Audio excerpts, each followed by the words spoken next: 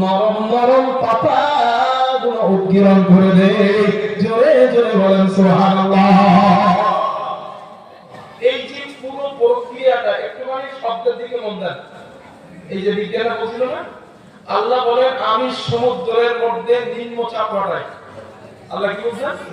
নিম্নচাপ বাষ্প আকার তৈরি করে। এই তৈরি করাটা দেখে কারা?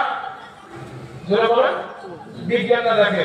আল্লাহ বলেন ওইখান থেকে বাষ্প আকারে আসমানে উত্থিত করি।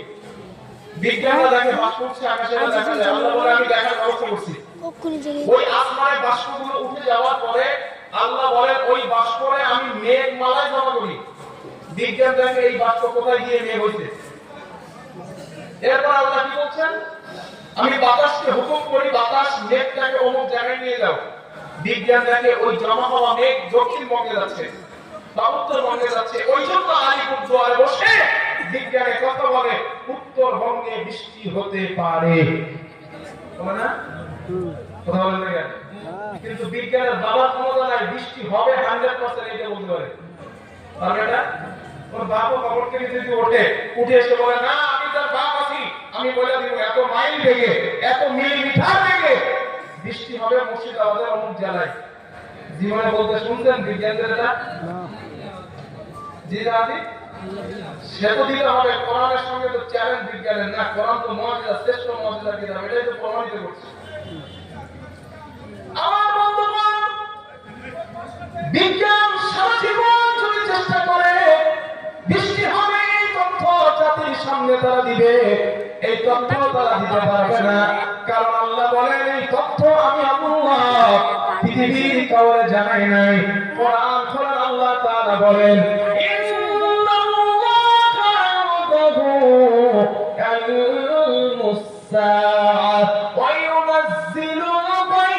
ويعلم ما في الأرحام وما تدري نفس ماذا تكسب غدا وما تدري نفس بأي أرض تموت إن الله عليم خبير. جل الله أكبر.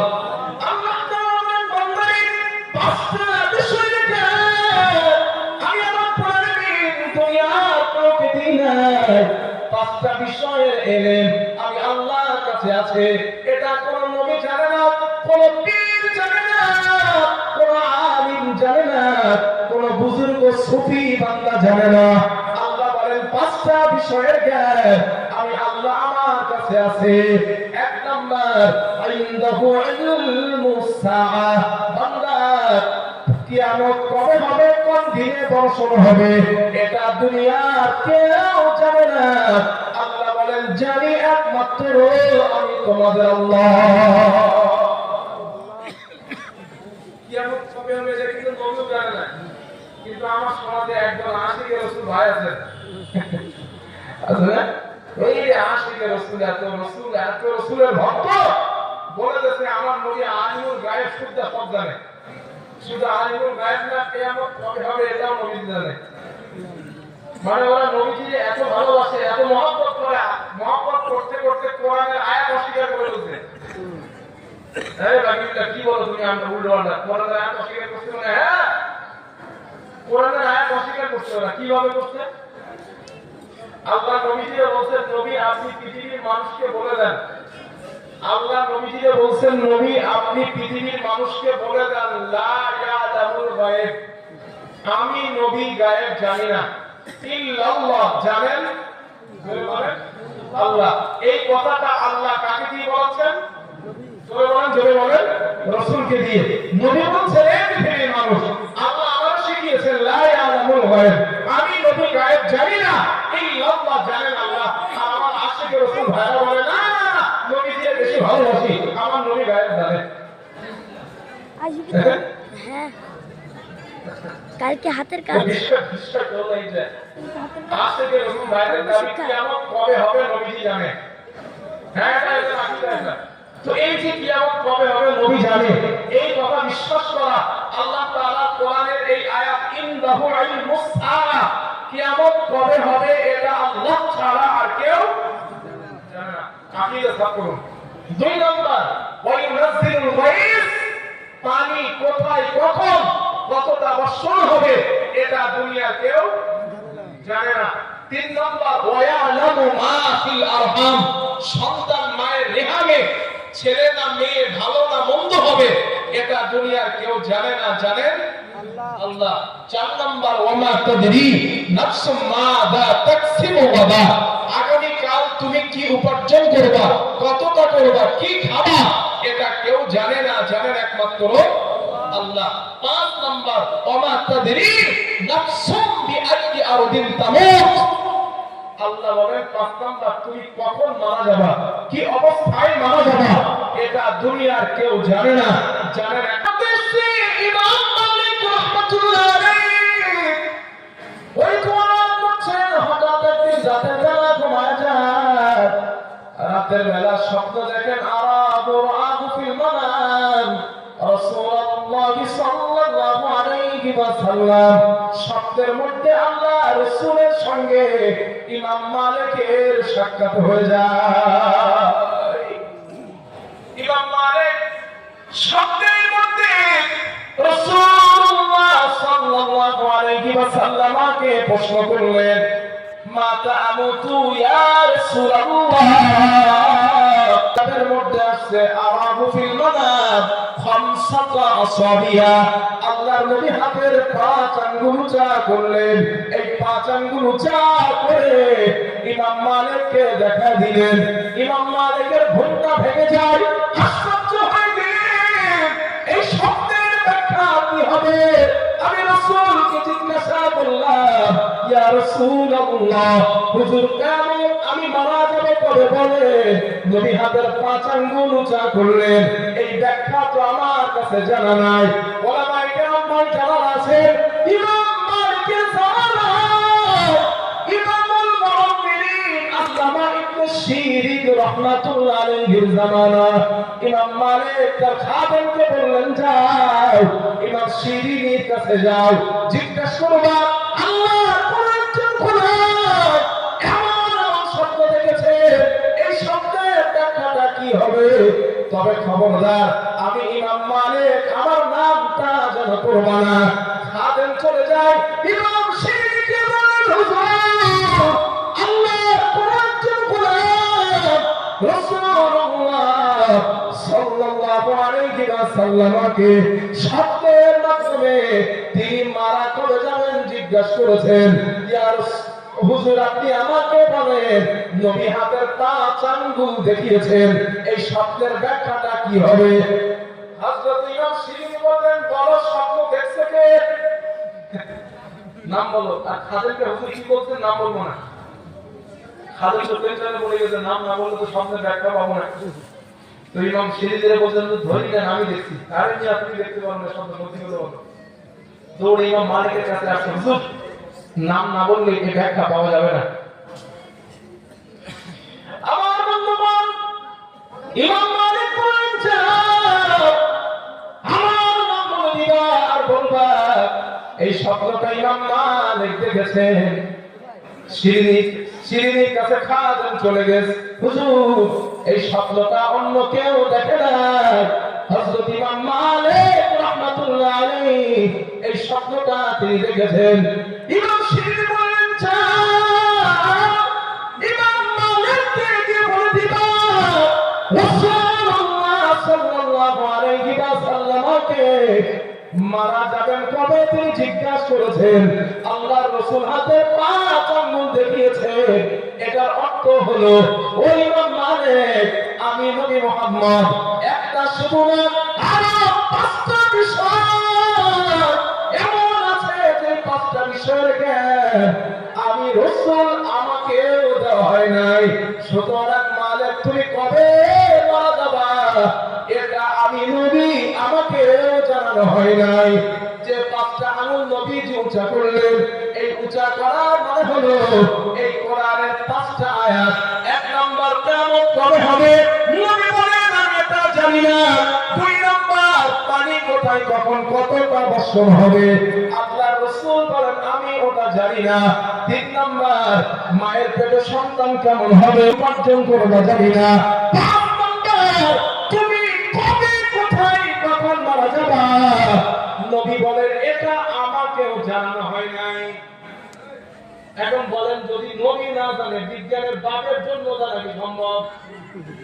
বলেন এই যে মাঝখানে একটা কি আছে ওই নাজিলু ভাই নবী বলেন বৃষ্টি কখন হবে এটা আমি নবী জানি না।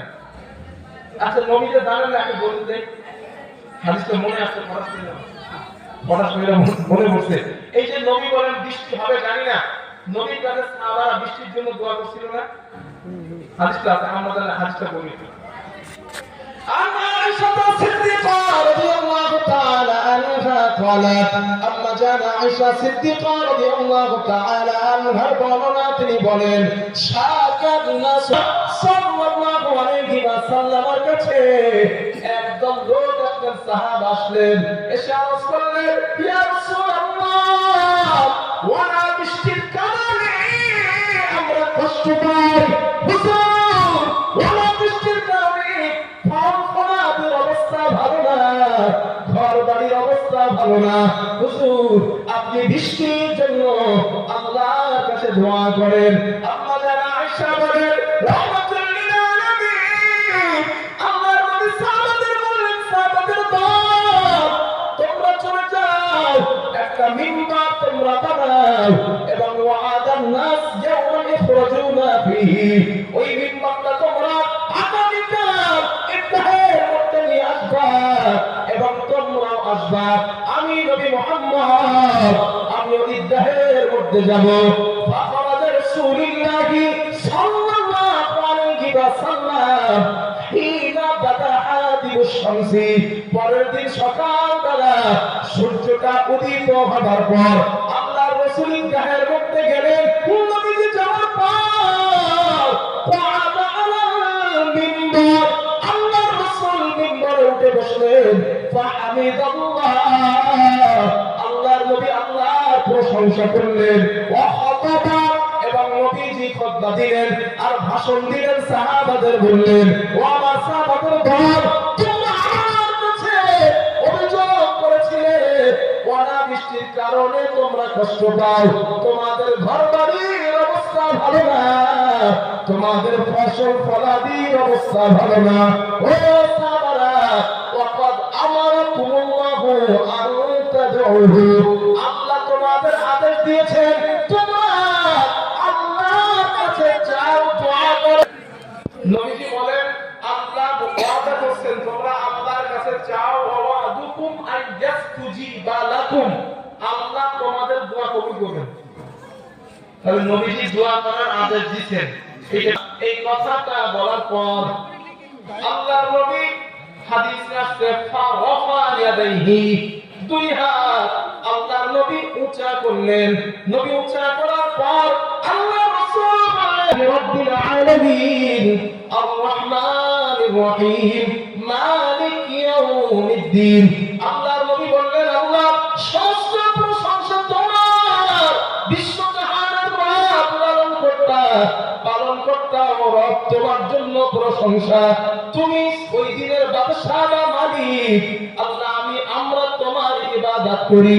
আল্লাহ রাসূল এই কথা বলার পরে বললেন লা ইলাহা ইল্লাল্লাহ আল্লাহুম্মা আনতাল্লাহ আল্লাহ তুমি ছাড়া কোনো ইলাহ নাই, লা ইলাহা ইল্লা আনতাল গনি ওয়া নাহনুল ফুকারা আল্লাহ তুমি তো ধনী আমরা সবাই গরীব। আল্লাহর নবী এই কথা বলার পরে বললেন আসমান থেকে রহমতের বৃষ্টি নাযিল করেন। নবী বলেন শুধু রহমতের দিয়ে হবে না ওয়াজআল মা আনজালতা লানা কুওয়া যেই বৃষ্টি দিবেন ওই বৃষ্টির মধ্যে ফসল ধারণের যেন শক্তি থাকে, শুধু ফসল ধারণের শক্তি থাকলে হবে না ওয়াবালাগাল ইলাহি ওই বৃষ্টিটা যেন আমাদের পশু পাখিকে খাওয়ানোর কাজে লাগে। কি জ্ঞানী মানুষ চিন্তা করতে লাগবে। রাসূল ওই জায়গায় বলতে পারতেন আল্লাহুম্মা আনজিল আলাইনা গায়ত আল্লাহ রহমতের বৃষ্টি দেন না। নবীজি বলেন শুধু রহমতের দিলে হবে না ওয়াজআল মা আনসালতা লানা কুওয়া এর মধ্যে যেন ফসল ধারণের শক্তি থাকে, শুধু শক্তি থাকলে হবে না ওয়াবালাগাল যেন আমাদের উপকারে আসে। আমাদের আয়েশা বলেন নবী এই দোয়া করার পর ফারাফা ইয়াদাইহি আর হাত উঁচা করলেন। নবী আমাদের আয়েশা বলেন আমি রাসূলের বগলের সাদা অংশ দেখতে পেয়েছিলাম। কিছু সময় পর নাযালা ওয়া আকবালা, নবী মিম্বার থেকে নামলেন, নামাজে দাঁড়ালেন। 2 রাকাত ইস্তিসকার নামাজ নবী পড়লেন। আমাদের আয়েশা বলেন নামাজ শেষ হতে না হতে আনশাআল্লাহু সাহাবা, আকাশটাকে আল্লাহ মেঘাচ্ছন্ন বানিয়ে দেন। ওয়া আযাব, বিদ্যুৎ চমকানো শুরু হয়ে যায়। ওয়া বারাকাত, আকাশ গর্জন করা শুরু হয়, বিদ্যুৎ চমকানো শুরু হয়ে যায়। আমাদের আয়েশা বলেন সুম্মা আমতারাত বিইذنিল্লাহ, আল্লাহর হুকুমে মুষলধারে বৃষ্টি জমিনে নাযিল হওয়া শুরু হয়ে যায়। এখন প্রশ্ন কি ছিল? রাসূল সাল্লাল্লাহু আলাইহি ওয়াসাল্লাম কতটা হবে, কখন হবে, কিভাবে হবে এটা নবী জানতেন না। এটা অত্যন্ত। এখন নবী যদি জানেন বৃষ্টি কখন কতটা কি অবস্থায় হবে, রাসূল এই দোয়া কেন বললেন? থাকবে আমাকে বলে উচিত ছিল আল্লাহর আজকে। রহমতে আপনাকে কোনো থাকে এরপর নবী কেন বললেন? ঠিক আছে, এর মানে হলো আল্লাহর হাবিব এটা জানতেন না বৃষ্টি কখন কতটা হবে।